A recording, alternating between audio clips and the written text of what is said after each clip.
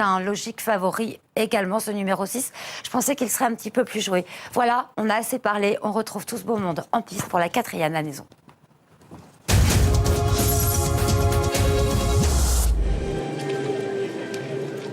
Et oui, alors le premier des 2 groupes de la Réunion, le Grand Prix de Maison Lafitte, le prix Eugène Adam. 2000 mètres à parcourir avec le numéro 3, Affandem, qui est le favori. Il se présente invaincu d'ailleurs en 3 sorties. Alexandre, invaincu au départ de ce prix Eugène Adam. Oui, il vient d'effectuer une rentrée convaincante parce qu'on pouvait avoir des doutes. Vous le savez peut-être, il a été touché par le virus donc, qui a sévi dans les partie des box de Jean-Claude Rouget, et néanmoins il a pu remporter le prix Ridgeway, donc une listed sur l'hippodrome de Compiègne, en laissant notamment derrière lui à plus d'une longueur Finch qui portera le numéro 1 et qui sera l'un de ses adversaires. L'homme Franco Lettori est en selle, puisque vous le savez peut-être également, Grégory Benoît est sur la touche, blessé, puisqu'il a chuté dans le Grand Prix de Saint-Cloud. Voilà, Affandem donc qui n'a pas pu courir les classiques du printemps en raison du virus qui a sévi chez Jean-Claude Rouget. Jean-Claude Rouget que je viens de croiser, qui vient de me confirmer que depuis la rentrée du poulain, tout était tout à fait normal et tout était comme avant. Le cheval a repris le cours de son travail comme auparavant, comme avant le virus. 2,50 € pour Affandem. Parlons de l'opposition ici à l'image, il y a le numéro 1 Finch, mais qui a été battu d'ailleurs par Affandem la dernière fois dans une liste dress. Oui, c'est le frère de Byward qui est un poulain très puissant, vous le voyez, assez grand également. Il a été battu, c'est vrai, mais il ne s'agissait que de sa 2e sortie. Alors, il n'y aura peut-être pas autant d'écart aujourd'hui parce que c'est vrai que son modèle et sa fin de course l'autre jour laissent supposer qu'il sera de mieux en mieux au fil de ses tentatives. C'est un poulain qui a une grande amplitude. Il y a un poulain qui a débuté tard sa carrière, oui. Alexandre, seulement à la mi-mai, donc on présume qu'il a une belle marge de progression.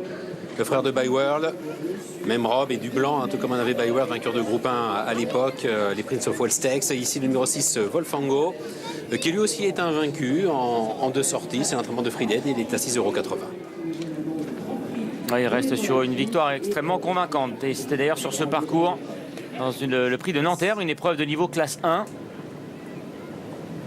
On suit son entrée en piste, Aurélien Lemaître et son partenaire.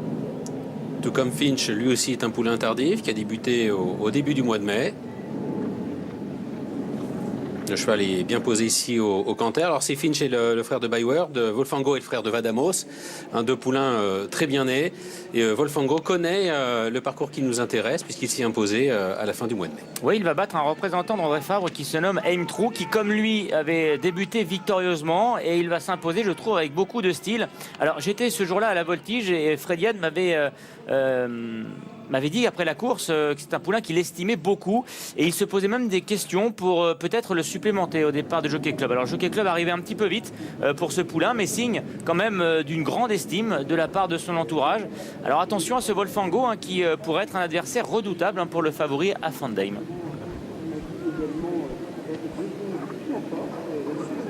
Alors je viens de discuter avec Frédiette qui me disait que le poulain montait vraiment d'une marche.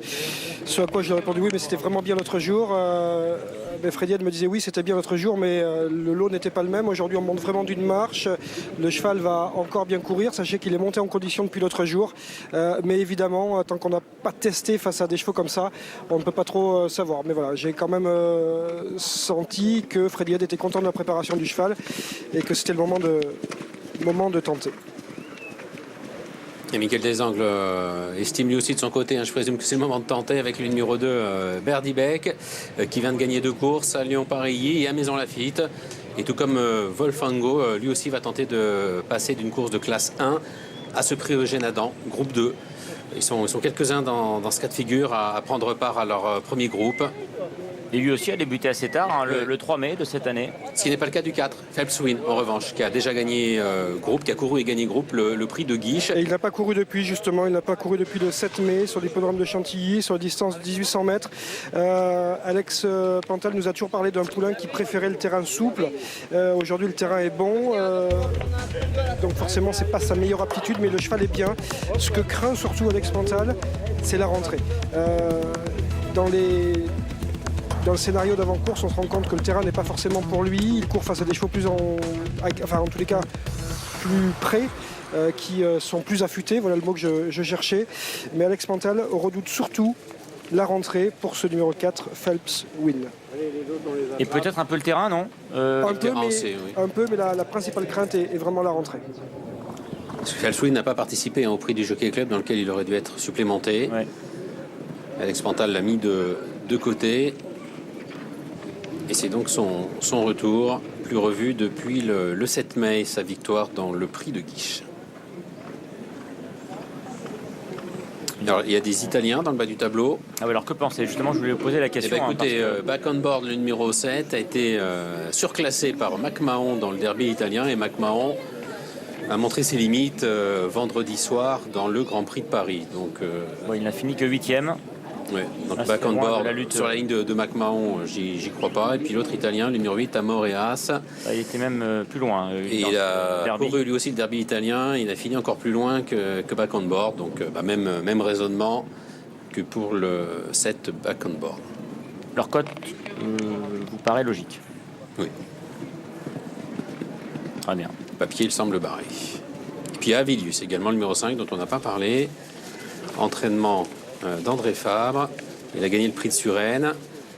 Lui aussi avait le profil, pourquoi pas, tout comme Phelps Win. Il aurait pu être au départ du Jockey Club, mais on a fait l'impasse.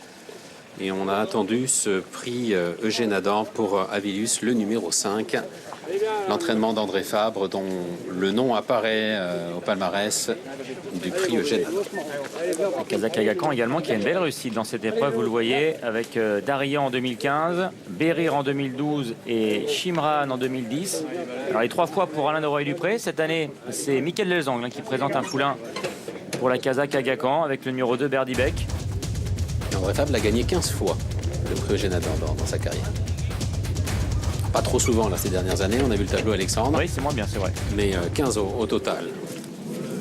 Et il aura 2 atouts cette année avec l'As Finch et le 5 Avilius qui rentre dans sa stalle. Un poulain qui a débuté sur une distance certainement trop courte. Et à Chantilly, il avait laissé ce jour-là une très belle impression et ça a été effectivement beaucoup mieux ensuite sur 1900 et sur 2000 mètres. Un prix Eugène Adam très intéressant, avec beaucoup de chevaux en devenir, dont on ne connaît pas les limites, comme le 6 Wolfango, comme le 5 Avilius, comme le 3 Fandem, Finch également. Les 2 Italiens semblant un ton en dessous, sur ce que nous avons vu avant-hier dans le Grand Prix de Paris. Oui, un prix Eugène Adam assez relevé cette année, vous l'avez dit. 2 poulains invaincus au départ, dont le favori à Fandheim qui va entrer dans sa stalle, rappelons-le, avec Lanfranco Dettori. Départ imminent. Il s'élance pour la 4e, c'est le prix Eugène Adam, le Grand Prix de Maison Lafitte, une épreuve de niveau groupe 2 pour des 3 ans, 2000 mètres à parcourir. Et c'est un Italien qui a pris le meilleur départ, le numéro 7 Back on Board. En 2e position se trouve le numéro 4 Phelps Win, avec également le numéro 1 Finch qui vient maintenant dans le sillage de l'animateur, le grand favori de la course. Le numéro 3 Fandheim est à l'extérieur. Wolfango, le numéro 6, 2 courses, 2 victoires, est à l'arrière-garde. Aux côtés de l'autre Italien, c'est le numéro 8 Amoreas. Avilius, le numéro 5, est à l'arrière. Devant le numéro 2, Berdy Beck qui ferme la marche. Toujours l'avantage pour le numéro 7, Back on Board. Tandis que Finch, le numéro 1, le frère de Byword, est dans son sillage. Aux côtés du numéro 3, à Fandheim, a vaincu lui en 3 tentatives. Phelps Win, le numéro 4, est en 4e position. Aux côtés d'Amoreas. Wolfango, le numéro 6, patientant toujours à l'arrière. Devant la casaque bleu toque bleu du numéro 5, Avilius. Et c'est le 2, Berdy Beck, monté par Christophe Soumillon, qui est en dernière position. Les concurrents abordent le tournant final. Avec Back on Board, le numéro 7 qui a toujours l'avantage devant Finch. À Fandheim, le favori est 3e. Amoreas, l'autre poulain italien, vient côté corde. Devant le 4 Phelps Win, Berdy Beck a quitté l'arrière-garde et se rapproche maintenant côté corde, laissant derrière lui le numéro 6 Wolfango et le 5 Avilius.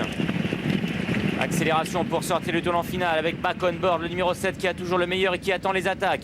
Son compatriote, le numéro 8 Amoreas, est dans son sillage. Finch, le numéro 1, déploie maintenant ses grandes foulées en 3e position devant le favori à Fandheim, maintenant qui est décalé par Lanfranco Dettori, tandis que Christophe Soumillon cherche à passer côté corde avec le numéro 2 Berdy Beck.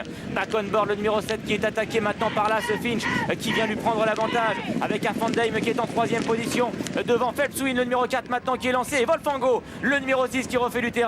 À Fandheim, le favori maintenant qui vient attaquer là, ce Finch, alors que Phelps Win est à l'extérieur avec le numéro 6 Wolfango. Finch à Fandheim pour la victoire. À Van Damme, le numéro 3 qui résiste pour l'instant au numéro 1 Finch. Finch qui repart côté corde, le numéro 1 Finch qui va repartir pour remporter ce prix Eugène Adam devant le favori, le numéro 3 Van Damme. La troisième place peut-être à l'intérieur pour Avidius, à voir néanmoins avec le numéro 6 Wolfango. Très belle passe d'armes entre Finch côté corde et le favori à Van Damme à son extérieur. Le prix Ridgeway à la ligne de Compiègne qui était la bonne ligne. Finch prenant sa revanche sur à Van Damme. Nouvelle victoire pour André Fabre dans ce prix Eugène Adam. C'est donc le 16e prix Eugène Adam de la carrière d'André Fabre. Van Damme est deuxième. Et la troisième place pour l'autre pensionnaire d'André Fabre, il me semble. Le Godolphin côté corde. C'est le numéro 5 Avidius. Ensuite, nous avons Wolfango et Febswim. Febswim court bien pour ce qui était une rentrée. Wolfango est venu très vite à l'extérieur, faisant un court instant illusion pour un meilleur classement, mais il a pu prolonger son effort jusqu'au bout. Et Finch, qui était plaisant au canter. Hein. On sentait le poulain avec de l'envie. Et on pouvait se douter également que sur ce parcours corde à droite, avec une ligne droite qui est assez longue, sur laquelle il a pu s'équilibrer, eh bien on sentait que ce parcours allait être favorable pour lui. Je disais avant la course qu'il allait certainement pouvoir se rapprocher d'Van Damme. Je ne m'attendais pas forcément à ce qu'il le batte, mais pourtant, ça a été le cas, même si Van Damme a pris l'avantage, me semble-t-il. Regardez à cet instant. Oui, il lui a pris meilleur, je pense aussi. Il repart et il s'impose peut-être plus sûrement que l'indique l'écart à l'arrivée. C'est un succès très autoritaire aujourd'hui pour ce poulain qui va peut-être maintenant pouvoir briller au plus haut niveau. Oui, et on peut le retrouver, pourquoi pas, dans un mois au départ du prix Guillaume d'Ornano, une épreuve que Vincent Cheminot avait gagnée pour la Kazakh Abdullah il y a de cela 2-3 saisons, avec New Bay. À tout à l'heure, Laure, pour la 5e course. À tout à l'heure pour le prix de Sancy, effectivement. Non, peut-être pas, vous serez avec l'ami Jefferson pour la suite du programme à Maison-Lafitte.